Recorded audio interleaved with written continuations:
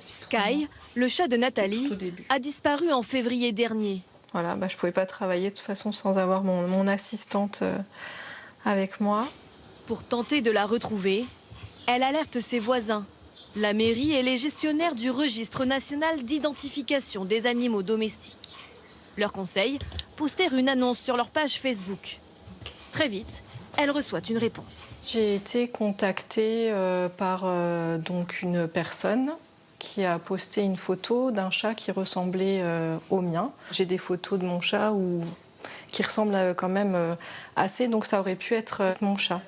Nathalie poursuit la conversation. Son interlocuteur lui demande une récompense, pour ne pas dire une rançon.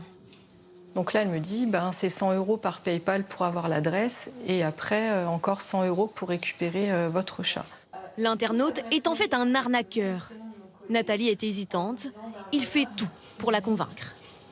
Si je vous donne les 100 € mais que je ne la prends pas, vous me remboursez? Oui, bien sûr. Si vous n'êtes plus intéressé, je vous rends l'argent sur le champ. J'étais dans l'affect complet, presque plus de raison en fait, complètement déraisonnée alors que c'est pas dans mes habitudes. C'est justement leur stratégie. Profiter de la vulnérabilité des propriétaires désespérés. Nathalie, elle, n'a pas cédé à l'arnaque et n'a toujours pas retrouvé son chat.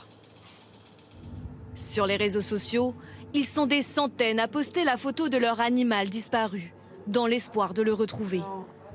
Une aubaine pour ces escrocs. Il s'agit en fait de brouteurs. Professionnels des arnaques en ligne, ils opèrent principalement depuis l'Afrique de l'Ouest. Grâce à Victor, expert en cybercriminalité, nous avons pu entrer en contact avec l'un de ces malfrats. Il est camerounais et n'en est pas à son coup d'essai. J'étais plus sur Telegram avant, mais ça ne marche plus. Tu faisais quoi sur Telegram? Je vendais de la drogue. Il est donc passé de la vente de drogue à l'arnaque aux animaux. Cette page Facebook est son nouveau leurre. Pour affiner son scénario, il peut compter sur l'aide d'autres escrocs. Sur ce groupe, il se partage bons plans et conseils. Il y en a un qui dit, voilà, j'ai tous ces Facebook à vendre. Et ils ne choisissent pas leur cible au hasard. Ils vont essayer de viser des chats dont la robe est un peu uniforme. Que si vous avez un chat qui est noir et blanc avec des taches très précises et que vous voyez que ce n'est pas les mêmes taches, la plupart des gens savent le reconnaître. Et le problème, c'est que quand vous allez payer, c'est le principe de ces arnaques-là, ils vont vous redemander de l'argent à l'infini. Difficile pour les autorités de suivre et de stopper tous ces brouteurs. Nathalie est elle aussi tombée dans le piège il y a 3 ans. Depuis, elle accompagne d'autres victimes de ces escroqueries.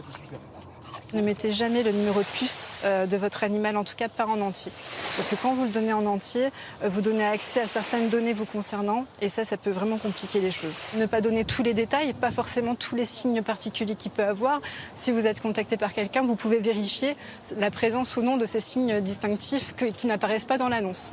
Autre conseil, si vous êtes victime de cette arnaque, signalez-le sur 17 Cyber, la nouvelle plateforme de lutte contre la cybercriminalité.